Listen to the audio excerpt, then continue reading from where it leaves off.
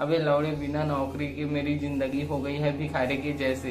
तेरा बढ़िया है, बिना कुछ करे सब कुछ मिल गया, लेकिन ये सब हुआ कैसे?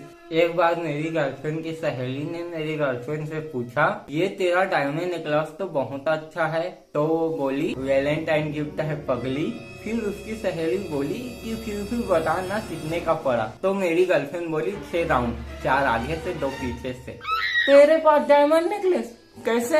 अबे देना पड़ा मन रखने के लिए साली का, और वो डायमंड नेकलेस वो तो था पिछली वाली का। लौड़ू, भले ही तूने पहले कितनों की ली हो, लेकिन मैं डर गया था इस वाली के लिए कि तूने अपनी किडनी न बेच दी हो। चल जो हो हटा, तू आगे बता। फिर उसकी सहेली उससे बोली, पता नहीं मेरा वाला कब देगा मेरे हुस्न का रेंट। फिर भी तू चेकअप करते रहा कर, कहीं हो ना जाए प्रेग्नेंट। फिर मेरे गर्लफ्रेंड की आंखें रह गई फटी की फटी, चेक करने पर सच में निकली वो गर्भवती। फिर वो मुझसे बोली, मैं गर्भवती हो गई हूँ, समझ नहीं आ रहा है कि घर वाले को कैसे बताऊं। तो मैंने कहा, अगर तुम इतनी आसानी से टांगे खोद सकती हो तो मुंह क्यों नहीं। देख भाई, ये सेक्स वेक्स भले होगा तेरा धंधा, पर मैं तेरी गर्लफ्रेंड पद्मा को पहले से जानता हूँ, वो कर ही नहीं सकती ऐसे काम गंदा। अबे सुनती है सब जब चढ़ती है ठड़क, आज दुनिया में सारे झूठ एक साइड और ऊपर ऊपर से करूंगा बेबी वाला झूठ दूसरी तरफ। लेकिन मेरी चुदमल वीरे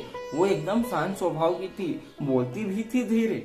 अबे वो बहन की लौड़ी कछुए से भी धीरे धीरे बोलती है, लेकिन अब चुदाई के लिए धड़ाधड़ कपड़े खोलती है। शुरू में मना किया उसने, लेकिन मैंने सीधा बोल दिया कि देख, मैं ये नहीं कहता कि तू जीवन भर साथ दे, पर जब तक साथ है तब तक तो पेड़ने दे। हाँ वे बदल गए हैं सब, अब तो सर मिले भी मारते हैं फूल के पात। अच्छा तू बता, वो प्रेग्नेंट हो गई, हुआ क्या उसके बाद? अब जब ये बातें गर्लफ्रेंड फैमिली को बताने से डरते हैं तो बॉयफ्रेंड को बोलना ही पड़ता है कि चलो बेबी शादी करते हैं। उसने अपने पापा को कहा कि पापा ये लड़का मुझे पसंद करता है। तो उसके पापा मुझसे बोले कि तुम मेरी बेटी को खुश रखोगे? तो मैंने कहा जी हाँ, पूरी तरह खुश रखूंगा। तो फिर वो बोले कि मैं कैसे मान लूं कि मेरी बेटी तुम्हारे साथ खुश रहेगी? तो मैंने कहा अपनी बेटी से ही पूछ लो कि ये मेरे रूम में आती है तो कितना ज्यादा खुश रहती है। फिर क्या, उसके बाद हमारी शादी हो गई और मैं ससुर का धंधा संभालने लगा। अबे तुझे तो बढ़िया लड़की से शादी करके मिल गया बिजनेस और लैंड, पर तेरी पहले की कई गर्लफ्रेंड जिनके साथ तूने सेक्स वेक्स किया है, क्या सोचेंगे उनके हस्बैंड? अबे जिन लौड़ों को सुहाग रात में चुदी चुदाई बीबी मिलती है, वो लोग ना सुबह सुबह कहते फिरते हैं कि लड़कियों की सिर तो साइकिल चलाने से भी टूटती है। अबे तुम लोग शादी करके बढ़िया हो गए सेटल, मैं बस नौकरी के लिए रहा हूँ रो। रवि ने भी बिजनेसमैन की बेटी से शादी की है, वैसे आजकल करके आ रहा है वो। अबे वो रवि की साली थी ना, तो साली जीजा में ना सेटिंग हो गई, तो उसकी साली भी शादीशुदा है। तो एक बार ना रवि उसकी साली से बोला कि मुझे ना तुम्हारे साथ बहुत मजा आता है। फिर उसकी साली बोली कि मेरे पति तो कहते हैं कि उन्हें दीदी के साथ मजा आता है। तब से वो रवि ना बेवड़ा हो गया है। रवि की तो हो गई दुर्गति। वैसे तुमसे भी तो एक थी ना लड़की पति? अबे यार मेरा ना छोटा है, इसलिए उसे अंधेरे कमरे में ले गया, अब उसके हाथ में मेरा लन दे दिया। तो वो बोली, अबे लौड़ू मैं सिगरेट नहीं पीती है। तब से उससे बात आगे बढ़ाई नहीं, अलग हो गया। अबे छोटा लन छोटा स्तन, अरे वो चूस लेगी तू लेना दबा। भाई प्यार में ना ये सब मैटर नहीं करता, तू उसे फिर से मना। अबे लौड़ू अब दूसरों से चूत चूत कर रान हो गई, और चबूतरे से बड़ी तो उसकी रान हो गई। अबे साले बिना गर्लफ्रेंड के हाथ में पड़ जाते हैं साले। हाँ यार, इतना तो एक्सपीरियंस हो गया है कि रंडी पेलते हुए पकड़े जाओ तो इतनी बेइज्जती नहीं होती है जितनी मुट्ठी मारते समय पकड़े जाने पर होती है। अब तू तो एक्सपर्ट होगा ही इनमें, तेरा तो बचपन में ही मोटा था और हिलाने का काम तो तब से कर रहा है जब तू बहुत छोटा था। मैं जब 10 साल का था ना, तो एक दुकान में जाकर बोला कि एक पैकेट सिगरेट देना। तो दुकानदार बोला, इतनी कम उम्र में सिगरेट पीते हो? तो मैंने कहा मादर चोद नेता मत बनो, ये तो मेरे छोटे भाई के लिए है, मेरे लिए 2 कंडोम देना। तो एक चीज ना मेरा शुरू से ही धंधा है, तो ऐसा अपना बचपन से ही है रॉब। वैसे धंधे से याद आया, कैसे चला गया तेरा जॉब? पता नहीं, लगता है किसी ने बॉस को लगा दिया मेरे बुराई का चूना, वरना वो कुछ भी नहीं बोल पाता था मुझे, उल्टा मैं उन्हें देता था 10 गाली सुना। भाई अगर कोई तुम्हारी 10 गालियां खाने के बाद भी खामोश है तो इसको उसकी कमजोरी मत समझो। हो सकता है कि वो आपकी गांड मारने का प्लान बना रहा हो। फिर एक दिन मुझे गुस्से से जॉब से निकाल दिया, पता नहीं उन्हें क्या हो गया, और वो भी इसलिए कि मैं ऑफिस में थाकर अपने फ्रेंड संतोष की गोद में सर रखकर सो गया। भाई मत सोना किसी के सर में गोद रख कर, जब उसका खड़ा हो जाता है ना तो बड़ी दिक्कत हो जाती है।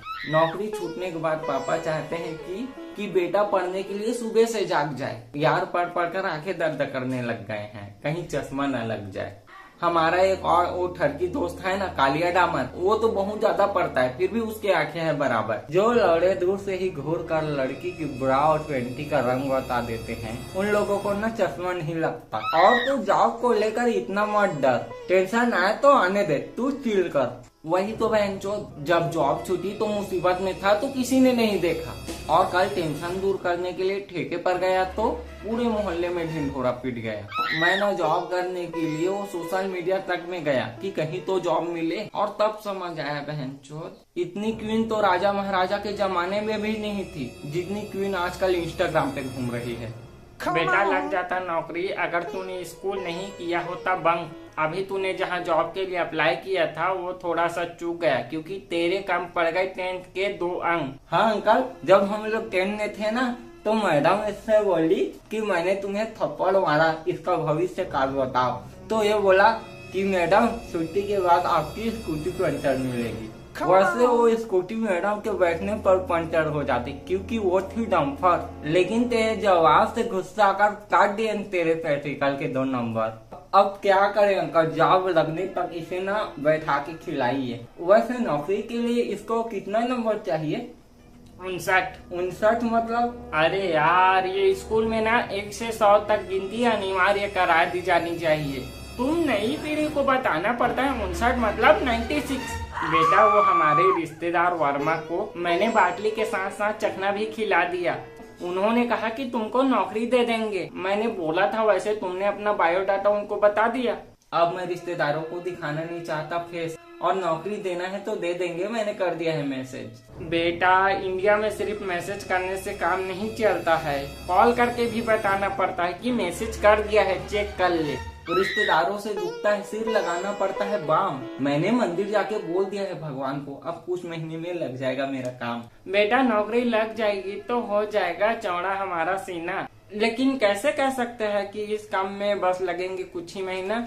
अरे पापा, टंकी में गर्म पानी के लिए दुआ जो मैंने सर्दियों में मांगी थी वो अब जाकर गर्मी में मिला है। इसका मतलब भगवान के घर देर है, अंधेर नहीं। बेटा सब लोगों का रिजेक्शन हो रहा है, सब लोग डर रहे हैं, तो इसलिए बेटा तेरे लिए अच्छा होता कि तू अपने प्रॉब्लम के बारे में अपने दोस्तों को बता जो नौकरी कर रहे हैं। पापा कंपटीशन इतना बढ़ गया है कि अगर हम अपना दुख किसी को बताते हैं तो वो हमसे ज्यादा अपना बताता है, चाहे बात बीमारी की हो या आर्थिक तंगी की। अंकल अगर ये किसी अमीर लड़की को पटा ले तो इससे इसके दुख हो जाएंगे आधी, क्योंकि उसके बाद इसका सब कुछ हो जाएगा, बस हो जाए शादी।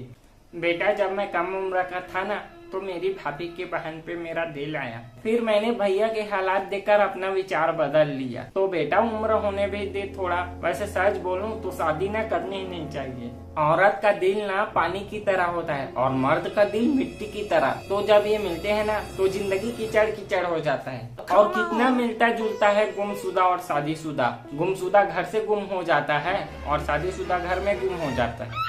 आप ये सब छोड़िए, मम्मी ने बोला है आपको पेंट करने के लिए, वरना होगा बवाल। और पेंट एशियन पेंट से करना, क्योंकि कहते हैं वो चलता है सालों साल। एशियन पेंट सालों साल चले या ना चले, पर उसकी बाल्टी 10 सालों तक चलती है। और बेटा तेरी माँ की बात मत कर। कल मैंने इसकी माँ से कहा कि मैं अपने बेटे की नौकरी लगाने के लिए सरपंच से बात करना चाहता था, लेकिन वो कोमा में चले गए। तो इसकी मम्मी बोलती है कि पैसे वाले हैं जी, कहीं भी जा सकते हैं। मम्मी आ गई।